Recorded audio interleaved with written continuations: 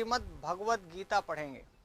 गीता का पहला अध्याय हम लोग पढ़ चुके हैं प्रवक्ता में, और एलटी में आपके दूसरा अध्याय है गीता का, उसको हम लोग शुरू करेंगे। यद्यपि 18वां अध्याय की गीता एक बार पढ़ाई गई है, पर इस बार की जो गीता होगी वो आम जन को भी साथ में लेकर के चलने की होगी। गीता विश्व का एक सर्वश्रेष्ठ ज्ञान है, और ये सौभाग्यशाली है हम लोग कि वो संस्कृत में है, और संस्कृत का अध्येता होने के नाते उसे हम लोगों को पढ़ना चाहिए।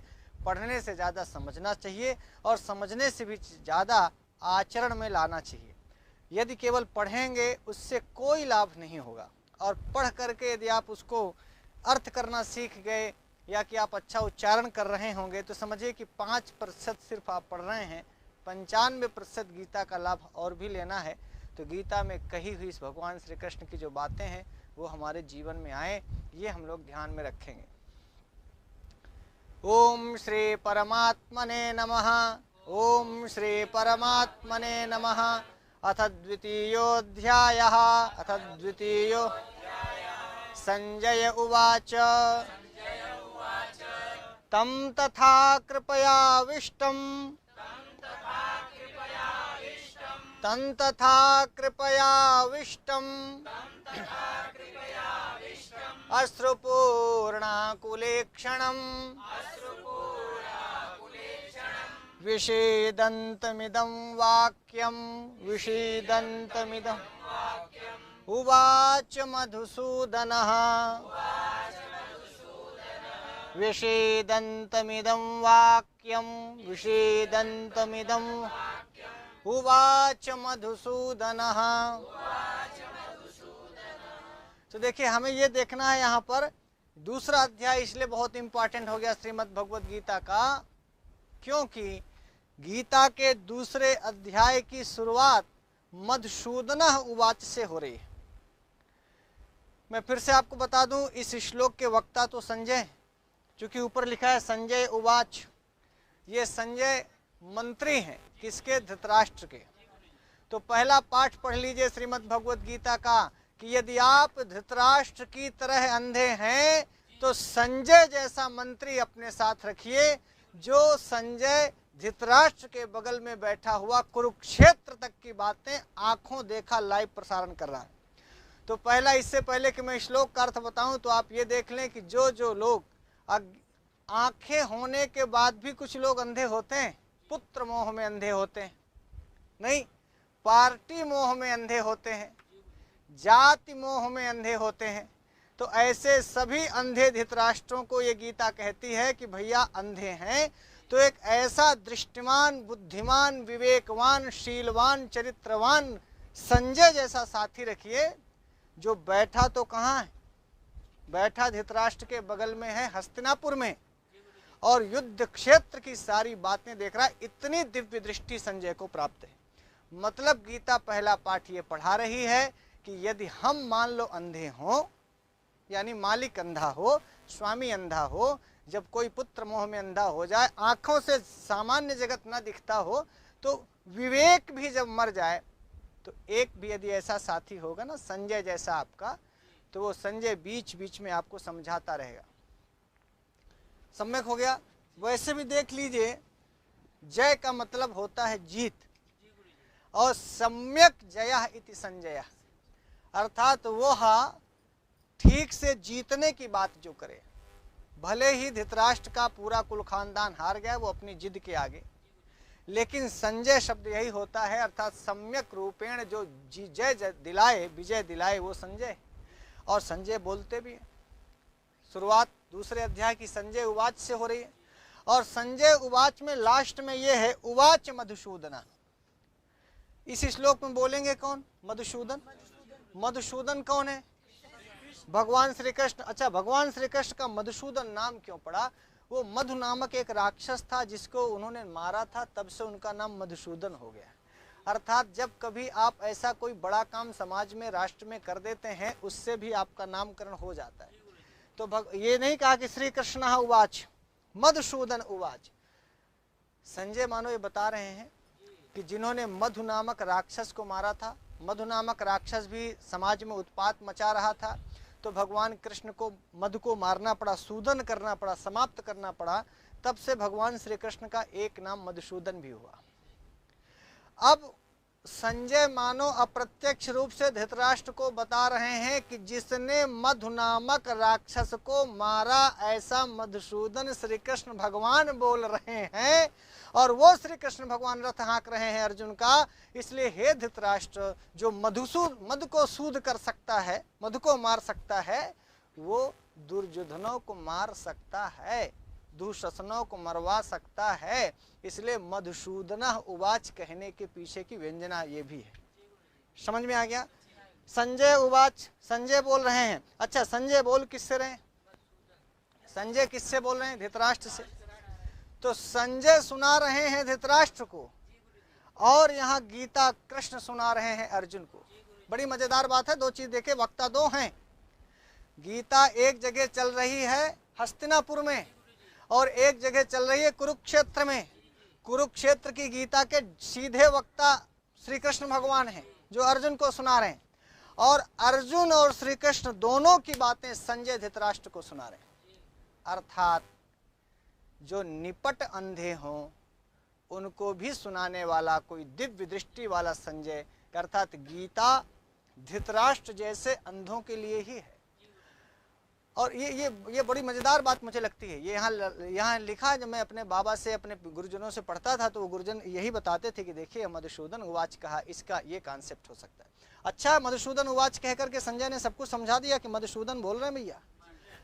अब दूसरी और बड़ी बात इसमें क्या है, उन्होंने कहा इदम वाक्यम उवाच, मधुसूदनः इदम वाक्यम उवाच। मधुसूदन यह बात बोले, मधुसूदन यह बात। तो वाक्यम का एक विशेषण दिया, इदम वाक्यम। अब ये इदम शब्द कह करके वाक्य में जोर दे रहे हैं कि देखो इदम वाक्यम, थोड़ा वाक्य, क्या वाक्य बोलेंगे जो आगे भगवान कृष्ण बोलेंगे, वो वाक्य इदम इस सर्वनाम पद से, जैसे इतना भी कह सकते हैं कि विषीदंतम वाक्यम उवाच।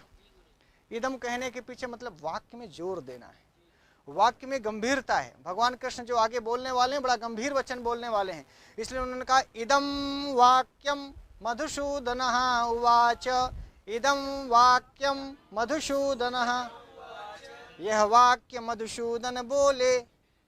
तो किसी ने पूछा, मान लीजिए यहाँ जैसे बैठे हैं लोग, आप पूछें कि सर मधुसूदन किससे बोले? मधुसूदन तो संजय से नहीं बोले ना, तो मधुसूदन धृतराष्ट्र से बोलने गए। धृतराष्ट्र और संजय तो वहाँ है ही नहीं। मौके पर रथ हाँक रहे हैं, सारथी भगवान कृष्ण है और रथी अर्जुन है। जिसका आप रथ हाँक रहे हैं, ध्यान रखना, भगवान कृष्ण अपनी जिम्मेदारी निभा रहे हैं। जिसका आप रथ हाँक रहे हैं वो भयानक से भयानक परिस्थिति में फंस जाए तो भी उसको आपको वहां से उबारना है। अर्जुन गांडीव रख चुके हैं, अर्जुन कांप रहे हैं। पहला अध्याय पढ़िएगा। अर्जुन धनुष बाण रख करके बैठ गए हैं रथ में, बोले कि महाराज हम लड़ तो नहीं पाएंगे, हम भीष्म पितामह के ऊपर, द्रोणाचार्य के ऊपर, अपने भाइयों के ऊपर, अपने शकुनी मामा के ऊपर भला बाण कैसे छोड़ सकता हूँ? मुझे राज्य मिले ना मिले मैं ये नहीं कर सकता। पहला अध्याय पढ़िएगा तो आपको ये दूसरे अध्याय का पहला श्लोक समझ में आएगा। अब उन्होंने ये कहा कि भाई साहब हम यह नहीं कर सकते, अर्थात भयानक बीमार हैं। कौन? अर्जुन। और व्यक्ति बीमार सिर्फ शरीर से नहीं होता, शरीर से ज्यादा बीमार आदमी मन से होता है, शरीर से ज्यादा बीमार आदमी दिल से होता है। मैं उनसे कहूं, जो लोग थोड़े से प्यार में बेवफाई की वजह से, साहब भैया ध्यान से सुनिएगा, जमुना जी के पुल से कूद सकते हैं, आप बताइए क्या 104 डिग्री बुखार था इसलिए मर गए? ना, 104 डिग्री बुखार का तो डॉक्टर इलाज कर देता, पर जो उनके दिल में चोट लगी थी या जिस बात से वो आहत हुए थे, वो उनका मन आहत हुआ था, दिल आहत हुआ था, दिमाग आहत हुआ था। तो जब भीतर से व्यक्ति आहत होता है तो उसे किसी को मारना नहीं पड़ता। जैसे मान लीजिए कोई आग लगा के मर गया, तो किसी ने आग लगाने के लिए उकसाया, आप समझ पा रहे हैं, कोई फांसी लगा लेता है, कोई जहर खा लेता है। क्यों? जब वो मन से बीमार होते हैं। ध्यान रखना, गीता मन से बीमार लोगों का इलाज करती है। गीता जिसका दिल, दिमाग, मन सुस्थिर नहीं है उनका इलाज करती है। इसलिए गीता पढ़ना चाहिए। सारी दुनिया कहती है विश्व का सर्वोत्कृष्ट ज्ञान गीता, क्यों? इसीलिए कि हो सकता है मेडिकली हम बहुत समृद्ध हो गए हों, लेकिन मेंटली बहुत डाउन होते जा रहे हैं। ये इसी श्लोक में आपको दिखेगा। कृष्णा भैया, वो साहब भैया, आपके जात पात के हैं, कम से कम इनकी तो सुनिए, और तो आप लोग किसी की सुनते नहीं हैं, पर कृष्ण भगवान की तो सुन लीजिए, जिनको सपने में आते। अब वही मधुसूदन है। मधुसूदन उवाच इदम वाक्यम, किससे? बोले तम तथा कृपयाविष्टम, तम तथा अश्रुपूर्णा कुलेक्षणम विषीदंतम, विषीदंतम तम, तम भी द्वितीया के एक वचन, सह तौते तम तौतान तम, तम माने उसको, उसको बोले। तम अर्जुनम, तम कौन? भाई पास में कौन है? हाँ, भगवान कृष्ण के पास तो अर्जुन है, तो भगवान कृष्ण बोलेंगे किससे? अर्जुन से। देखिए, तम अर्जुनम उवाच, यहाँ वाक्य देखना, मधुसूदनः तम अर्जुनम इदम वाक्यम उवाच, मधुसूदन उस अर्जुन से यह वाक्य बोले। इतना अनुवाद हो गया। मधुसूदन करता है, उवाच क्रिया है, और तम कर्म है, तम अर्जुनम, तो वाक्य बन जाएगा कि मधुसूदनः तम उवाच, मधुसूदनः तम उवाच, मधुसूदन उससे बोले क्या? उवाच बोले वाक्यम, इदम वाक्यम उवाच, मधुसूदनः तम इदम वाक्यम उवाच। अब वो बोलते हैं कैसा है वो, तम के सारे विशेषण हो गए। तम कौन? अर्जुनम। कैसा अर्जुन है? देखिए, जो अर्जुन विषीदंतम है, कैसा है?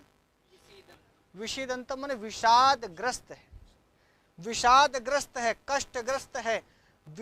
विषीदंतम तम, और कृपयाविष्टम तम, और अश्रुपूर्णा कुलेक्षणम तम। हाँ, तम अर्जुनम सब विशेषण हो गया ना, द्वितीया का एक वचन है। अब देखिए, कृपयाविष्टम, कृपयाविष्टम कौन? तम। और अश्रुपूर्ण आकुल ईक्षणम कौन? तम। और विषीदंतम कौन? ऐसे अर्जुन से भगवान कृष्ण बोले। अब बताने की जरूरत नहीं है, जरा ध्यान से देखिए। अश्रुपूर्ण क्या अर्थ हो जाएगा? आंसू से भरा हुआ है, ईक्षण माने नेत्र जिसका, और आंसू भर गए हैं इसलिए वो आकुल है। तो व्याकुल नेत्रों वाले, आंसू भरे हुए व्याकुल नेत्रों वाले अर्जुन से मधुसूदन बोले। पहले अध्याय में मधुसूदन कुछ नहीं बोले, पहले अध्याय में झकाझक अर्जुन बोले, और जब अर्जुन खूब बोल रहे थे तो मधुसूदन बड़े ध्यान से सुन रहे थे। इसलिए जब कोई पीड़ित आत्मा आपसे अपना दुख रो रही हो, कष्ट रो रही हो, परेशानी गा रही हो, तो मधुसूदन ये सिखाते हैं कि ध्यान से चुपचाप पूरा पहला अध्याय सुनो। जो आदमी गीता का पहले अध्याय में देखिए भगवान कृष्ण कुछ नहीं बोले, दूसरे अध्याय में शुरुआत कर रहे हैं, तो पहला अध्याय कौन बोला? पहला अध्याय पूरा अर्जुन बोले, और अर्जुन सिर्फ अपना कष्ट बोल रहे हो। पद्यास सुने हो? सिर्फ अपना कष्ट बोल रहे हैं, मुझे ये दिक्कत है, मुझे ये दिक्कत है, मेरा हाथ कांप रहा है, मेरा शरीर कांप रहा है, मेरा मन ठीक नहीं है, मेरा गांडीव संसते हस्ता त्वक्चैव परिदह्यते। श्लोक खोल लेना पहले अध्याय का। इतनी भयानक बीमारी, कांप रहे। और वो वही अर्जुन जिस अर्जुन के नाम लेने पर लोग कांपते थे, जिस अर्जुन का नाम सुनकर बड़े बड़े वीर कांपते थे, और इस युद्ध क्षेत्र में आज वो अर्जुन कांप रहा है। कांप तो रहा है, गांडीव हाथ से गिर गया, लड़ना गांडीव से है, गांडीव गिर गया। बोलिए, सब कुछ सुना भगवान कृष्ण ने। तो आपको एक पाठ पढ़ा दिया भगवान श्री कृष्ण ने कि जब भी कोई आपसे अपना कष्ट बोले तो शांत चित्त होकर के पहले अच्छे से सुनो। जब तक आप किसी को अच्छे से सुनोगे नहीं, तब तक उसको आप अच्छे से बता नहीं सकते। भगवान कृष्ण ने पूरी पहली अध्याय की गीता बड़े तन मन से सुना, ध्यान से सुना। अब दूसरे अध्याय के पहले श्लोक में तब लिखा मधुसूदन उवाच। जब तक मधुसूदन बोले तब तक अर्जुन इतने, इस अनुष्टुप के 8-8 अक्षर वाले श्लोक में ही देख लीजिए कैसी स्थिति हो गई इससे अर्जुन की। अर्जुन कृपयाविष्टम हो चुका था, अश्रुपूर्णा कुलेक्षणम हो चुका था, विषीदंतम हो चुका था। ऐसे अर्जुन से बोले। अब आपको समझ में आ गया, करुणा से व्याप्त हो गया। कृपयाविष्टम एकदम करुणा से भर गया था। जब आदमी करुणा से भर जाता है तभी आंखों में आंसू भर जाते हैं। जब पहले क्या भरती है? तो इसीलिए पहले क्या लिखा, कृपयाविष्टम। जब तक करुणा नहीं आएगी, दयालुता नहीं आएगी, मतलब अपने भीतर में कष्ट नहीं आएगा, पीड़ा नहीं आएगी, तब तक आंसू नहीं आएंगे। आज आपने देखा होगा प्रत्यक्ष, आंसू कब आया? हाँ, पहले करुणा आई। तो जब तक कृपयाविष्टम नहीं होगा तब तक अश्रुपूर्ण नहीं होंगे ईक्षण आपके। हाँ, अब देखिए, अश्रुपूर्ण आकुल ईक्षणम, व्याकुल भी हो गए। आंखों में जब आंसू भर जाते हैं तो व्यक्ति व्याकुल हो जाता है, उसकी आंखें जो हैं डबडबा जाती हैं, रोने लगता है, परेशान हो जाते हैं। हाँ, तो अब देखिए, कृपयाविष्टम पहले होगा, पहले कृपालुता से पहले वो क्या होगा, करुणा से भरेंगे, करुणा से व्याप्त। करुणा किस बात की, भाई हमें अपने गुरुदेव के ऊपर बाण छोड़ना पड़ेगा, भीष्म पितामह को मारना होगा, हमें दुशासन दुर्योधन इत्यादि की हत्या करनी होगी, हमें शकुनी मामा जो मेरे मामा जी हैं उनको मारना होगा, इस तरह की करुणा व्याप्त हुई। और ये सोच करके अश्रुपूर्ण आकुल ईक्षणम अर्जुनम, भगवान कृष्ण तब तक नहीं बोले जब तक अर्जुनवा रोंवे नहीं लागे। करुणा से व्याप्त हो गए, आंखों में आंसू भर गए, और फिर लिखा विषीदंतम, शोक युक्त हो गए, विषादग्रस्त हो गए, विषादग्रस्त। अब यदि अब भगवान नहीं बोलते तो ये कोमा में चले जाते, हार्ट अटैक हो जाता है, कोमा में चले जाते, परेशान हो जाते, बेकार हो जाते। और यदि पांडवों की ओर से अर्जुन सरेंडर कर देते तो युद्ध का रिजल्ट पहले ही दिन आ जाता, कौरव जीत जाते, और अर्जुन के माथे इनको लड़ाई लड़नी थी। तो अर्जुन की ये स्थिति हो गई, इसीलिए भगवान को इदम वाक्यम मधुसूदनः उवाच, इसलिए भगवान कृष्ण को बोलना पड़ा। तो मैं सभी अपने साथियों से कह दूं, यदि आप भी किसी के जीवन रूपी रथ को हाँक रहे हैं, या आप अपने घर के ड्राइविंग सीट पर बैठे हैं, सारथी बने हैं, आप अपने घर को आगे ले जा रहे हैं, या आप किसी की जिंदगी में अर्जुन इस तरह से एक तरह से उनका मालिक है, और अर्जुन का रथ हाँक रहे हैं भगवान श्री कृष्ण, भगवान श्री कृष्ण की रिस्पांसिबिलिटी है कि अब बोलें वो। यदि अब भी नहीं बोलते, भगवान कृष्ण चुप रहते, तो अब स्थिति भयावह हो जाती, अब गड़बड़ा जाता। वो तो सरेंडर हो ही गए थे, भगवान कृष्ण, अर्जुन बोल ही चुके थे कि मैं नहीं लड़ूंगा, और लड़ाई के मैदान में पहुंचकर आप बोले कि अब मैं नहीं लड़ूंगा। परीक्षा हाल में फार्म भरने के बाद आप वहां जाके बोले कि हम परीक्षा नहीं दे सकते, तब तो परीक्षा नहीं दे सकते, तो वैसे हार गए आप, रिजल्ट तो वैसे आ गया। तो ये कह रहे थे कि हम लड़ाई नहीं लड़ेंगे, तो रिजल्ट तो महाभारत के युद्ध 18 दिन चलवे नहीं करता, पहले दिन रिजल्ट आउट हो जाता। हो गया, ये रथ यदि लौटा करके चल देते घर की ओर तो हो इतने में हो गया, रिजल्ट फाइनल था। अब तब भगवान को बोलना पड़ा। अब भगवान बोलते हैं कि तम तथा, अर्जुन बता रहे, संजय बता रहे हैं धृतराष्ट्र से कि इस प्रकार की स्थिति हो गई अर्जुन की। अच्छा, पहला अध्याय धृतराष्ट्र को बहुत अच्छा लगा। धृतराष्ट्र क्यों पहला अध्याय अच्छा लगा? सोचे बढ़िया है, यही वहाँ का सबसे सर्वश्रेष्ठ धनुर्धर है, यदि वहाँ यही हारी मान ले, बिल्कुल। इसीलिए धृतराष्ट्र को जब महाभारत आप देखिएगा बी.आर. चोपड़ा वाली, तो जब पहला अध्याय भगवान गीता का चला रहे थे, तो जब सीन धृतराष्ट्र का ले रहे थे तो बेचारा बहुत खुश हो रहा था, भीतर से प्रसन्न हो रहा था कि बहुत अच्छा है, अर्जुनवा भर चला जाए, इसके बाद तो युधिष्ठिर को हम लोग निपटा लेंगे। समझ गए? नकुल सहदेव वैसे निपट जाते। पूरी 90% सेना हार मान लेती उसी समय जिस समय गांडीवधारी अर्जुन हार मान लेते। इसीलिए देखिए, मैं आपको एक बात और बता दूं, ये जहां गीता का युद्ध चल रहा था, गीता का संवाद चल रहा था, तो भगवान कृष्ण अर्जुन का रथ पांडवों के सेना से बीच में ले गए थे, पता है? अर्थात बीच में इसलिए ले गए कि वो पांडवों की सेना को भी देख पाए पलट के, और कौरवों की सेना को भी देख पाए। तो ये हाँ, सेनयोर उभयोर मध्य, दोनों सेनाओं के बीच में। तो एक पक्की बात जान लेना, जो स्थिति अर्जुन की हुई उसको भगवान कृष्ण ने पांडवों की सेना को देखने नहीं दिया। क्यों? भगवान श्री कृष्ण यदि ये स्थिति दिखा देते अर्जुन की कि अर्जुन इस स्थिति में है, तो उनकी सेना का मनोबल 90% डाउन हो जाता, सेना हार जाती, पांडवों की सेना। और इस स्थिति को भगवान श्री कृष्ण देखकर पहले से ही रथ लेकर के बीच में निकल लिए, और जब बीच में रथ खड़ा हुआ तो वहां से दूर कौरवों की सेना भी बहुत दूर थी, ना वो जान पाई कि अर्जुन सरेंडर कर रहे हैं, और ना पांडव की सेना जान पाई कि अर्जुन सरेंडर कर रहे हैं, रो रहे हैं, गांडीव रख दिए। ये तो सब जाने कि कुछ बातचीत हो रही है, सलाह हो रही है, पर ये नहीं जाने कि अर्जुन वह बीमार है, रो रहा है, खत्म है। यदि ये बात कौरवों के भी पता चल जाती तो कौरवों की सेना का मनोबल 1000 गुना ज्यादा बढ़ जाता और पांडवों की सेना का मनोबल टूट जाता। इसलिए मालिक होने के नाते दूसरा पाठ पढ़िए, यदि आप किसी की जिंदगी की डगर हाँक रहे हैं और आपका साथी कमजोर पड़ रहा है तो आपके सिवाय किसी और को जानना नहीं चाहिए। ना तो आपके परिवार का कोई व्यक्ति जान पाए और ना ही शत्रु जान पाए। शत्रु तो बिल्कुल ना जान पाए, जितना शत्रु जान करके आपकी कमजोरी का फायदा उठाएगा उतना ही आपके लोगों का मनोबल टूट जाएगा।